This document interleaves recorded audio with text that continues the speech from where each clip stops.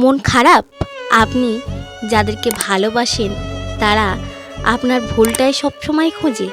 আপনি কি তাদের ভালোবাসার যোগ্য হয়ে উঠতে পারছেন না, নাকি তারা আপনাকে ভালোবাসতে চান না? আপনার শুধু পরিশ্রমটাই দেখে। তারা আপনাকে যতই কাজ বলে আপনি সেগুলোই করেন, কিন্তু দিন শেষে তাদের কাছে আপনি কখনোই ভালো হতে পারবেন না। কারণটা কেন জানো? একটা মানুষ কখনো আরেকটা মানুষের কাছে ভালো হতে পারে না, তাই আপনিও ভালো হওয়ার চেষ্টা করেন না। দিন শেষে দেখবে একদিন আপনার মনে হবে যে আমিও হালটা ছেড়ে দিই। আপনি একটা মানুষের প্রিয় হয়ে থাকুন, কিন্তু আপনার হাজারটা মানুষের প্রিয় হওয়ার কোনো দরকার নেই। কারণ আজকালকার দিনে সবাই আপনার কাজটাকেই পছন্দ করে। আপনি যাদেরকে কাজ করে দিতে পারবেন, আপনি যাদেরকে কথা শুনতে পারবেন, তাদের কাছে আপনি শ্রেষ্ঠ, কিন্তু সারা জীবনের জন্য না।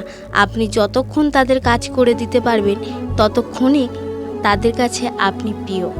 তাই আপনাকে একটা কথা বলবো, সব মানুষ বাদ দিয়ে আপনার যাকে পছন্দ, আপনি যাকে ভালোবাসেন, শুধু আপনি সেই মানুষটার কথা ভাবেন, আর সেই মানুষটার জন্যই আপনি সব কিছু করেন। আর আপনি সেই মানুষটার মনের মতন হয়ে চলার চেষ্টা করেন। জানেন তো, আমরা মনে ভাবি যে আমরা সবার মনের মতন হয়ে চেষ্টা করব, সবার কথা শোনার, সবার মনের মতন চলার চেষ্টা করব, কিন্তু আমরা তাদের জন্য যতই করি না কেন তাও আমাদের জন্য সেই দিন শেষে কষ্টটাই আসে। আমরা তাদেরকে যতই ভালো রাখার চেষ্টা করি না কেন তারা কিন্তু ভালো রাখতে চায় না। কারণ কেন জানেন? কারণ এটা তাদের অভ্যাস। তারা অল্পেতে সন্তুষ্ট নয়। আপনি যাদের জন্য উজাড় করে দিচ্ছেন সারা দিন রাত, তাদের কাছে আপনি একদিন অসুস্থর কথা বলে দেখবেন, তারা আপনার কেউ কথা শুনতে নারাজ। কারণ আপনি সবার কথা শুনতে শুনতে আপনার অসুস্থতা এটা সবাই ভুলে যায় যে আপনি একটা মানুষ, আপনিও রক্তে মাংসে গড়া একটা মানুষ। আপনার কষ্টের কেউই দাম দেবে না। আপনি তাদের কাছে যদি একদিন কষ্টের কথা বলেন, সেটা তাদের নাটক মনে হবে। তারা আপনার উপরে অনেক দায়িত্ব চাপিয়ে দেবে। তাই আমি আপনাকে একটা কথা বলবো, আপনি সবার মনের মতন হওয়ার চেষ্টা করুন না। আপনি নিজের মতো থাকবে, দেখবে যারা তোমাকে পছন্দ করে তারা ঠিক তোমার নিজের মতন করেই তারাও ভালোবাসবে তোমাকে। যে মানুষটার মুখ চেয়ে আপনি হাজারটা মানুষের কথা শুনছেন, দেখবেন আপনি হাজারটা মানুষের কথা ফেলে দিয়ে সেই একটা মানুষের কথা শুনবেন, দেখবে সেই একটা মানুষের জন্য আপনার হাজারটা মানুষ আপনার মুখের দিকে তাকিয়ে থাকবে। আপনি সারাদিন ক্লান্ত হয়ে যাওয়ার পরে সেই হাজারটা মানুষ কিন্তু আপনার পাশে থাকবে না, সেই একটা মানুষই কিন্তু আপনার পাশে থাকবে।